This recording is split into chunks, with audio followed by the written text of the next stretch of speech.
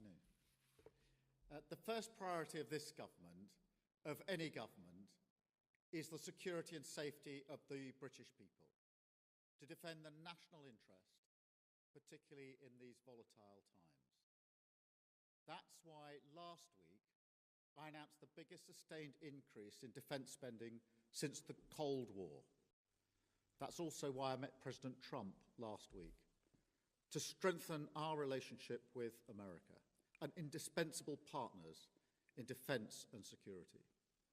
And it's why this weekend I've been hosting European leaders here in London to work together for the security of the United Kingdom, Ukraine, and Europe as a whole.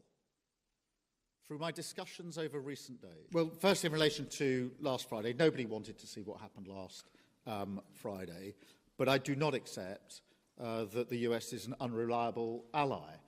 The US has been a reliable ally to the UK for many, many decades and continues to be. There are no two countries as closely aligned as our two countries, and our defence, our security and intelligence is intertwined in a way no two other countries are. So it's an important and reliable ally for us. The discussions we've had today, particularly the Coalition of the Willing, is on the basis that this is a plan that we will work with the US, and that it will have US backing. So that is the purpose of the plan, and that is why I spoke to President Trump last night before we developed the work on this plan. Thank you. I've got Robert from ITV.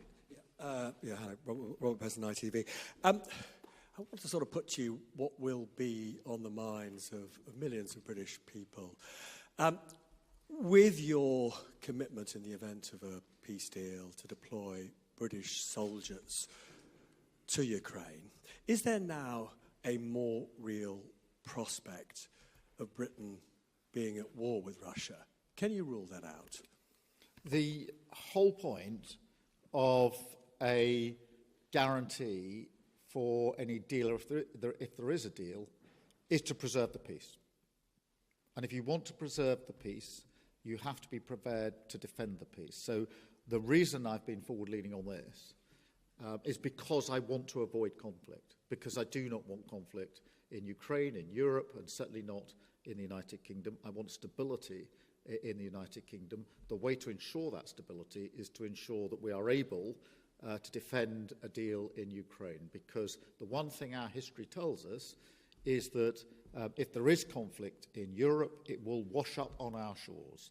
And already in the last 3 years, what's happened in Ukraine has had a massive impact on many working people back here in the United Kingdom, because their bills have gone up, their energy bills have gone up. There's been an instability in our economy caused by that conflict. So we are not unaffected by it. And of course, our own security and defence depends on the defence and security of Europe. So every step I am taking is in order to preserve peace, to avoid conflict, because the safety and security of the British people is my number one duty and responsibility, and I take it very seriously. Thank you. Chris at the BBC. Thank you, Prime Minister. Chris Mason, BBC News. After what happened the other night between Presidents Trump and Zelensky, do you feel a greater personal responsibility, alongside President Macron and others, for delivering a workable peace? And on the Coalition of the Willing, as you've described it today, are you persuading more people to join it? Thank you. On the question of responsibility, I do think the United Kingdom should step up and lead. We have done that historically as a nation, and we need to do it again. And that is why we're moving forward on this.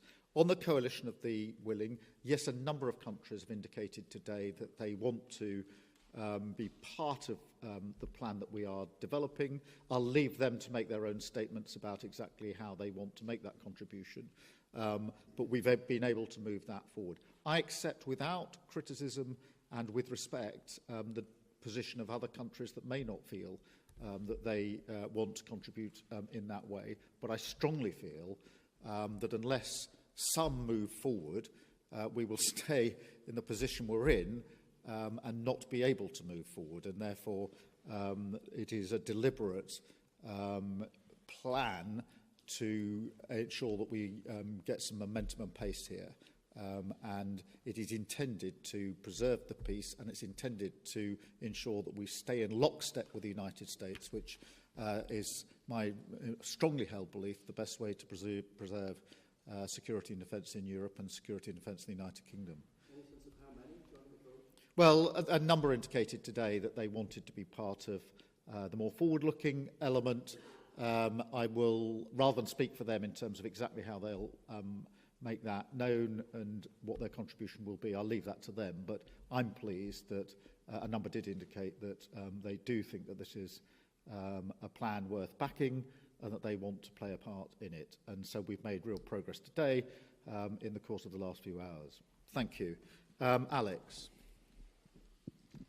Thank you, Prime Minister. Alex Wickham from Bloomberg. Bloomberg, I'm sorry.